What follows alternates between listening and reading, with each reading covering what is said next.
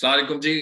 बहुत शुक्रिया आप सबने हमें ज्वाइन किया। सकलैन मुश्ताक पाकिस्तान के हेड कोच हमारे साथ मौजूद हैं और कल पाकिस्तान और ऑस्ट्रेलिया के दरमियान पहला T20 मैच, इनफैक्ट वाहिद T20 मैच खेला जाने वाला है। तो इस पे भी सकलैन बात करेंगे और जिस तरह ओडीआई सीरीज में पाकिस्तान की परफॉर्मेंस रही। पहला सवाल मैं सकलैन मुश्ताक से करूंगा, उसके बाद फिर हम सवालात का सिलसिला शुरू करेंगे। सकी भाई, जिस तरीके से पाकिस्तान ने ओडीआई सीरीज में कमबैक किया और एक हिस्टोरिक परफॉर्मेंस रही है पाकिस्तान की सेकंड मैच में, खासतौर पे एक इतना बड़ा टोटल चेस करना जो कि पाकिस्तान ने अपनी हिस्ट्री में नहीं किया था इससे पहले। क्या एज ए कोच आपकी रिएक्शन है इस परफॉर्मेंस पे? ऑफ कोर्स क्योंकि पाकिस्तान के लिए ओडीआई क्रिकेट में बड़ा इंपॉर्टेंट था कि ये पॉइंट्स भी हासिल करें इस पूरे सीरीज में, क्या कहेंगे? बिस्मिल्लाहिर्रहमानिर्रहीम। बहुत शुक्रिया आप सब लोगों का और अस्सलाम वालेकुम जो सारे ऑन एयर हैं हमारे साथ। ऑब्वियसली जैसे आपने सवाल में कहा, ये हिस्टोरिकल एक वनडे सीरीज थी। पाकिस्तान ने एक तारीख रकम की है और जिस अंदाज से पाकिस्तान के खिलाड़ियों ने खेला है, पाकिस्तान की जीत जो है वो अपने नाम लगाई है। मैं ये समझता हूँ, being a head coach, I am feeling so proud कि मैं इस यूनिट को जो है वो लीड कर रहा हूँ एज ए हेड कोच। जिस तरीके से जो वनडे सीरीज पैन आउट हुई, अगर इसको आप देखें, पहले वनडे मैच में जो ऑस्ट्रेलियंस अपनी पूरी स्ट्रेटेजी लेके आए और जिस तरह उन्होंने 300 प्लस का टोटल हमारे सामने रखा और जिस अंदाज से वो पहला मैच जीते हैं, काफी वो हार्टनिंग था, यानी काफी दुख हुआ हम सबको। और मगर जिस तरह ऑस्ट्रेलियंस पूरे, जैसे आपको पता है कि वो हमेशा सॉलिड क्रिकेट खेलते हैं, टफ क्रिकेट खेलते हैं, इनकी प्लान और स्ट्रेटजीज बहुत तगड़ी होती है। तो उन्होंने पहले मैच में वो शो किया और एक प्रेस कॉन्फ्रेंस हुई थी पहले मैच के बाद भी, और मैंने भी आप सबके सामने एक रिक्वेस्ट की थी, बल्कि बताया था कि हार मैं इसको इस अंदाजे से नहीं देखता। मैं ये समझता हूँ जीत या लर्निंग, हार जो होती है वो लर्निंग होती है असल में। तो सब लड़कों ने वहां पे और सब स्पोर्ट्स स्टाफ ने जितनी भी जो लर्निंग थी उन सबको इकट्ठा किया और उसके ऊपर हमने एक स्ट्रेटेजी बनाई कि किस तरीके से हमने दूसरे वनडे मैच में किस माइंडसेट के साथ जाना है, क्या स्ट्रेटेजी होगी और उनका जो विनिंग फॉर्मूला है उसको कैसे तोड़ना है और अपने विनिंग फॉर्मूले को कैसे एग्जीक्यूट करना है। तो अल्हम्दुलिल्लाह, अल्लाह के फजल से सबने कलेक्टिवली सोचा, फिक्र की और प्लान स्ट्रेटेजी बनाई, जो लर्निंग हुई पहले मैच में। मगर जैसे ही दूसरा वनडे मैच शुरू हुआ और जिस तरीके से, जिस अंदाज से ऑस्ट्रेलिया ने क्रिकेट फिर दोबारा खेली, तकरीबन 350 का 349 का हदफ हमें दिया, तो जो हमारी बॉलिंग के एतबार से लर्निंग थी, उन्होंने फिर उसमें से जो है उसका कोई तोड़ निकालने की कोशिश की, बल्कि निकाला। और पूरा पलड़ा जो है उनकी बैटिंग लाइनअप का जो था वो पलड़ा भारी रहा। मगर बॉलर्स ने बॉलिंग बहुत अच्छी की, बट उनको हमने जो टारगेट रखा हुआ था उस टारगेट से वो थोड़ा बाहर निकल गए। यानी जैसे मैंने पहले कहा, ये ऑस्ट्रेलियन बड़ी तगड़ी तगड़ी क्रिकेट खेलते हैं। ये हमेशा बहुत सॉलिड प्लान लेके आते हैं और टेक्टिकली हो या मेंटली हो, वो टफ लोग हैं ये और टफ क्रिकेट खेलते हैं। तो एनीवे, जिस तरह पूरी टीम ने कैरेक्टर शो किया, खासतौर पर बैट्समैनों ने, बॉलर्स ने बॉलिंग अच्छी की, बट फिर भी वो 350 तक जो हदफ लेके गए। ऑस्ट्रेलियंस ने अपना जो बैटिंग की है, पूरे बैटिंग यूनिट ने, और जिस तरीके से उन्होंने अटैकिंग माइंडसेट के साथ एग्रेसिव क्रिकेट खेली है, दाद देनी पड़ेगी उनको।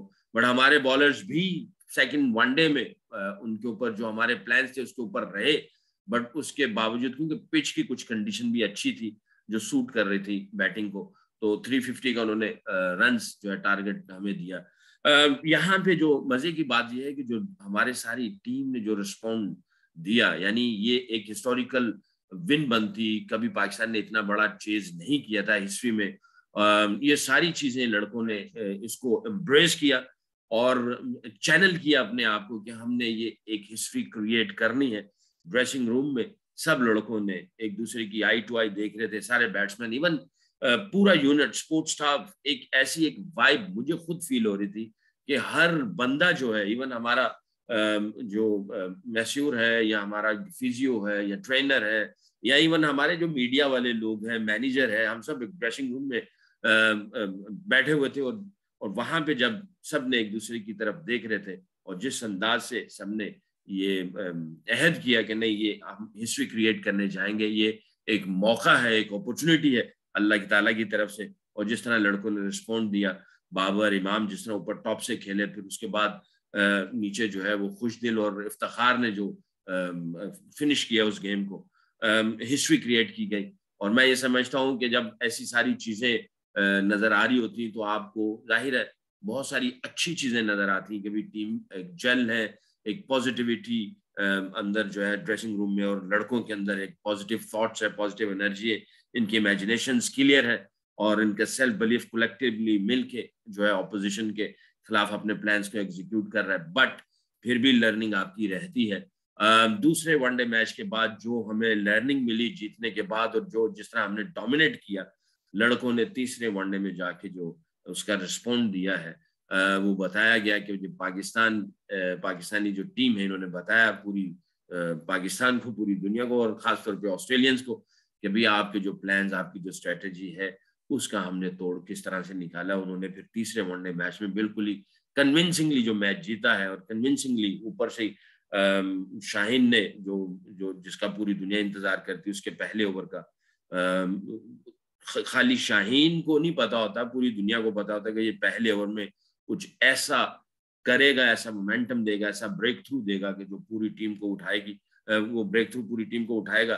तो उसने वैसा ही किया और उसके बाद हमारे बॉलिंग यूनिट ने ऑस्ट्रेलियन के जितने भी प्लान्स थे, अल्लाह के फजल से उन सारे प्लान्स को जो है वो चित किया और बहुत ही अच्छे विकेट के ऊपर उनको 211 रन पे ढेर किया। और उसके बाद जिस तरीके से इमाम और बाबर ने आके उस गेम को ख़त्म किया है, वो वनडे सीरीज जो जीती है, जो तारीख रकम की है पाकिस्तान खिलाड़ियों ने, और जो रिस्पॉन्ड दिया, मैं ये समझता हूँ कि ये इसमें बहुत सारी लर्निंग भी है और इसमें बहुत सारे मैसेजेस भी हैं कि जब आप एक चीज़ को ठान ले, एक एक एक एक एक, एक यकजा हो जाए और अपने प्लान्स को अच्छे तरीके से एग्जीक्यूट करें, और जिस अंदाज से ये क्रिकेट खेली पाकिस्तानी खिलाड़ियों ने, मैं बहुत पुरुमीद हूँ कि अल्लाह ताला इनको बुरी नज़र से बचाए। ये दुनिया की किसी भी टीम को किसी भी जगह पे जो है ये उनको चित कर सकते हैं, इनको हरा सकते हैं। And I am feeling so proud being a head coach of these boys. ये बहुत ही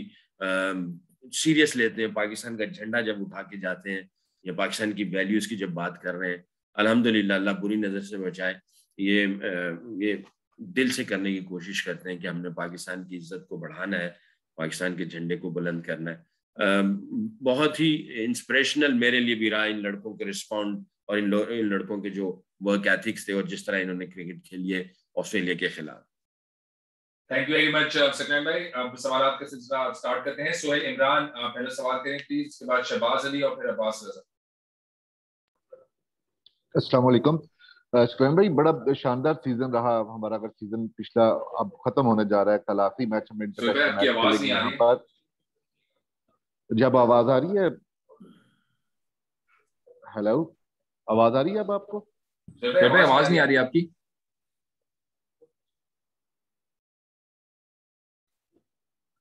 हेलो भाई जी सवाल करें प्लीज।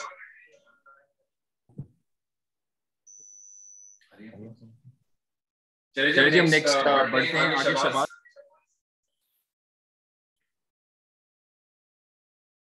यहाँ पर उसका थोड़ा सा गैप आएगा, ले ऑफ आएगा, उसके बाद जुलाई में हमारा एक नॉन स्टॉप सीजन शुरू हो जाएगा। नीदरलैंड जाना है, अफगानिस्तान, एशिया कप, उसके साथ साथ श्रीलंका का टूर है, फिर इंग्लैंड ने यहाँ पर आना है, वर्ल्ड कप है। तो ये जो 2 महीने सवाल करें प्लीज, आपकी आवाज बीच में चली गई, दोबारा सवाल करें प्लीज।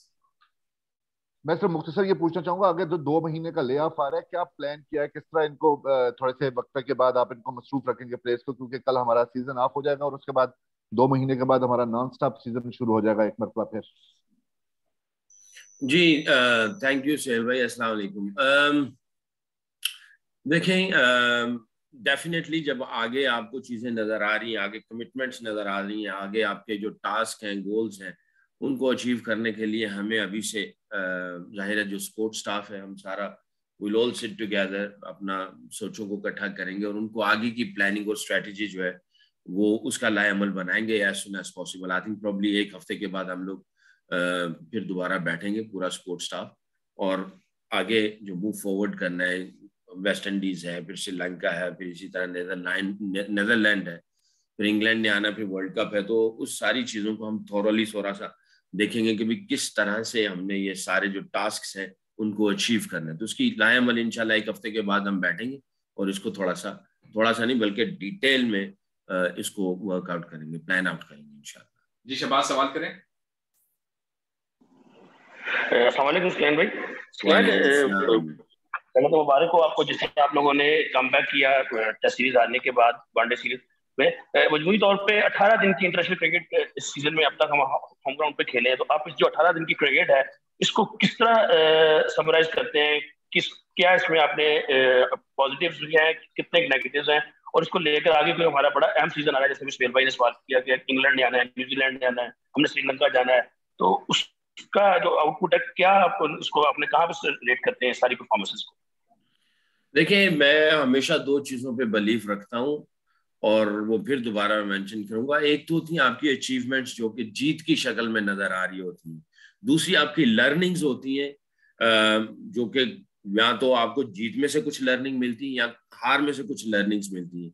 तो आई थिंक बहुत सारी अचीवमेंट्स, बहुत सारा पॉजिटिव्स नजर आए ये सारी इंटरनेशनल क्रिकेट में, और बहुत सारे लर्निंग्स भी हैं।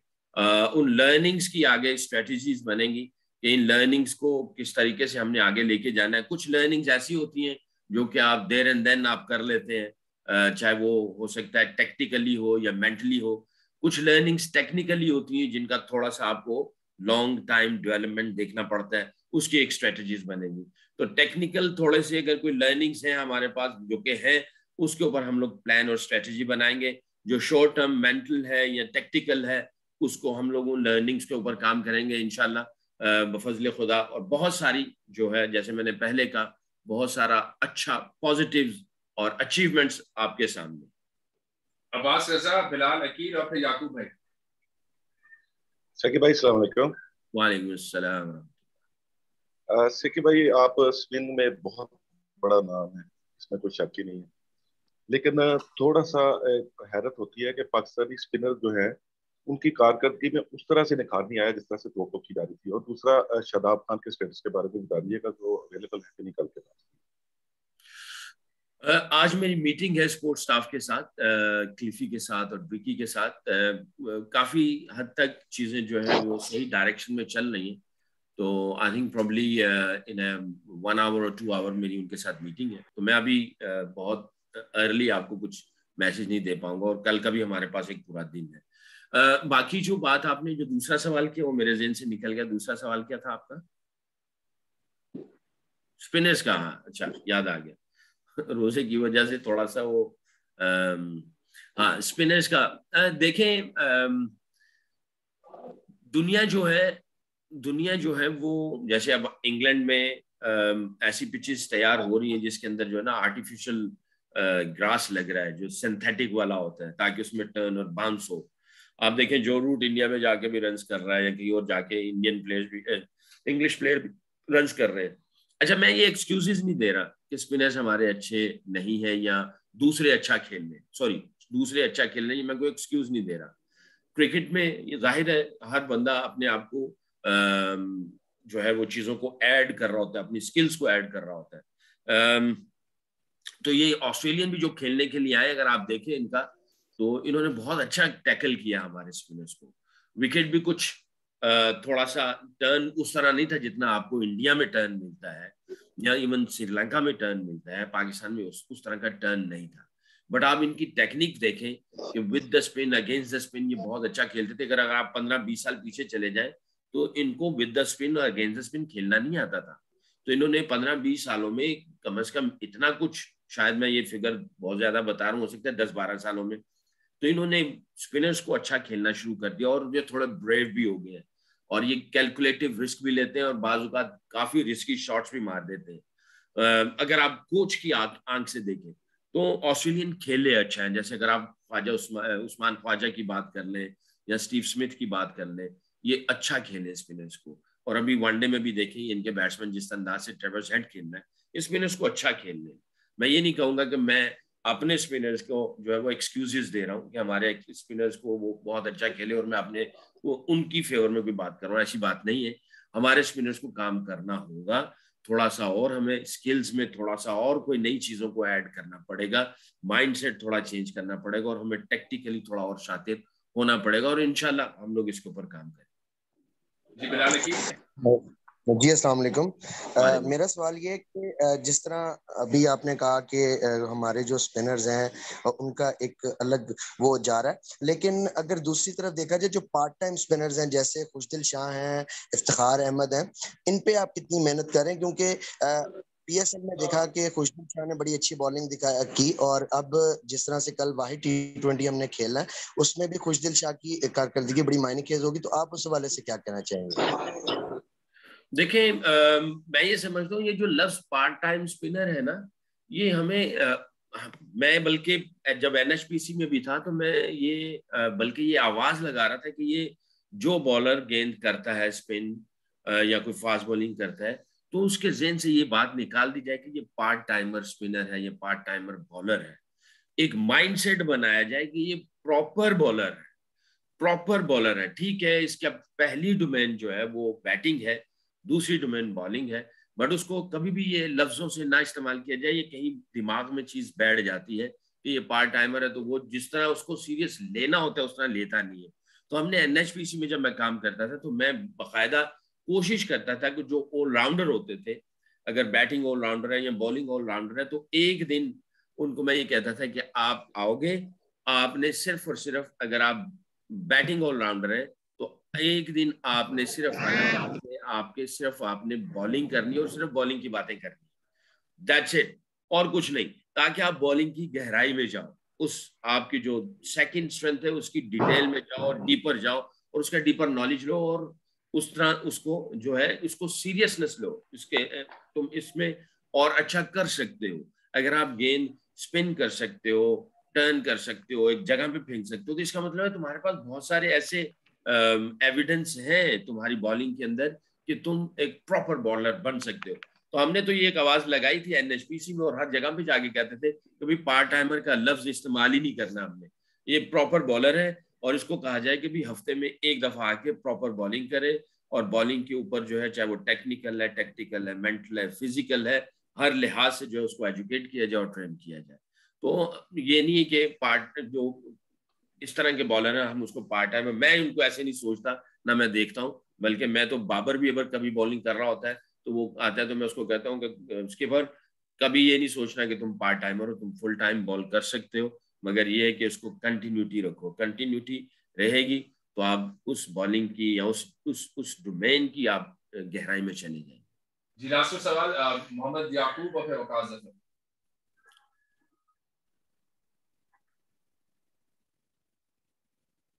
याकूब भाई सवाल करें।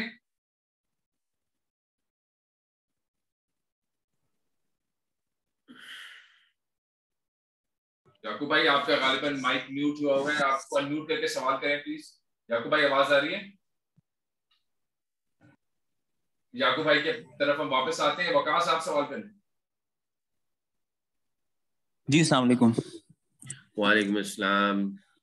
अच्छा, हमने पहले वनडे में देखा था कि काफी ज्यादा डॉट बॉल्स का इशू था और फिर सेकंड वनडे में बहुत ही आउटस्टैंडिंग किस्म का रन चेज था। तो आप लोगों ने आपने एज अ बैटिंग यूनिट आपने उनको क्या क्या बात हुई थी आपकी बैट्समैनों से?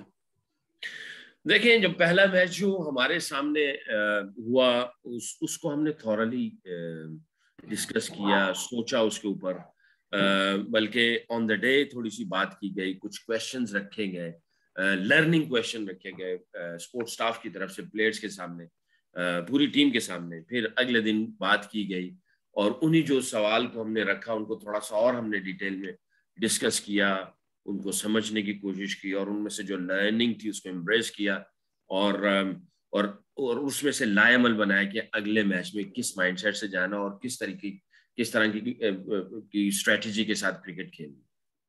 तो अल्हम्दुलिल्लाह लड़कों ने वो जो सारी चीजें लर्निंग की थी, जो डिस्कस हुई, बात हुई, लड़कों ने उसके ऊपर जो रिस्पॉन्स दिया वो आपके सामने है। अल्लाह ताला के फजल से अल्लाह ताला ने हिस्टोरिकल विन जो है पाकिस्तान के नाम लगाई। जी याकूब भाई आवाज आ रही है आपको?